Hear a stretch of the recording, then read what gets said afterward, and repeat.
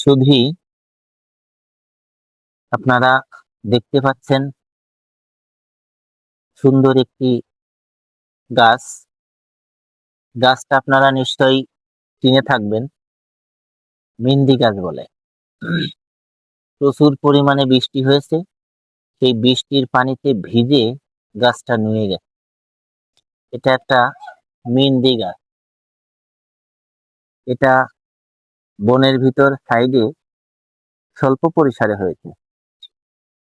এর বড় একটি গাছ আছে, চলুন আপনাদেরকে সেখানে নিয়ে যাই।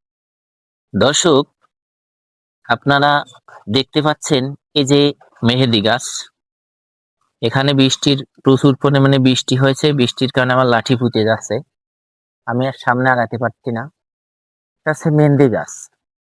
আপনারা হয়তো একটা যে মেহেদি পাতা দেখেছো, উপরে সবুজ, ভিতরে ক্ষত বিক্ষত, লাল টকটকে রক্তের মতো।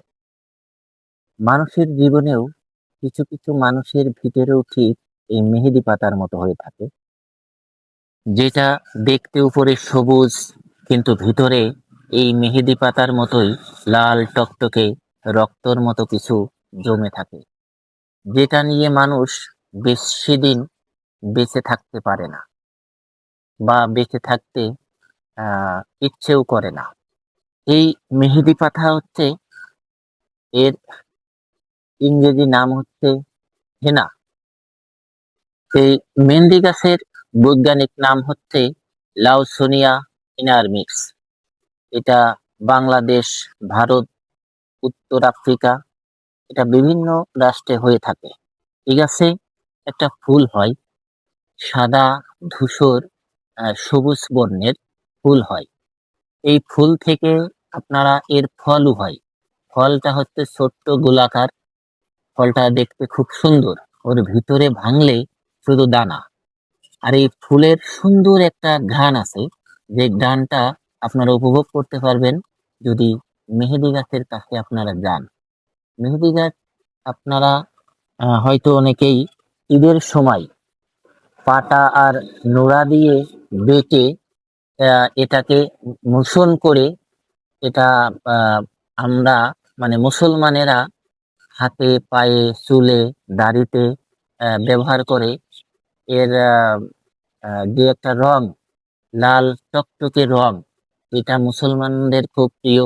আমাদের নবী হযরত মুহাম্মদ সাল্লাল্লাহু আলাইহি সাল্লাম, তারও খুব প্রিয় মেহেন্দি। সেই থেকে আমাদের মুসলমানদেরও খুব প্রিয়। এটা এভাবে আমরা ব্যবহার করে থাকি মুসলমানেরা। এটা খুব একটা উপকারী, চর্মরোগের জন্য বিশাল একটা উপকারী উদ্ভিদ। এটা আপনার 5 থেকে 6 সেন্টিমিটার উচ্চতা লাভ করে। এখানে আমরা একটা জিনিস দেখতে পাচ্ছি যে এর ফলগুলো, আমরা ফলও দেখতে পাচ্ছি, এর ফলগুলো পেকে শুকোয়ে একেবারে হয়ে গেছে, দেখতে পাচ্ছেন। হ্যাঁ, এই ফল থেকে এ ফল থেকে কিন্তু আবার বীজ হবে না। এই ফল থেকে বীজ হবে না, কিন্তু এর রক্ষণাবেক্ষণ বা এই মেহেদি গাছের আহ প্রসার, মানে জন্ম লাভ করে, প্রসার লাভ করে, সেটা হচ্ছে এর যে কোনো একটা ডাল কেটে আপনি মাটিতে পুঁতে দেবেন, এটা এমনিতেই হয়ে যাবে। কিন্তু এর একটা গুণগত মান আছে, সেটা হচ্ছে এটা সব জায়গাতেই সব জায়গাতেই হয় না। তো যাই হোক, ধন্যবাদ বন্ধুরা।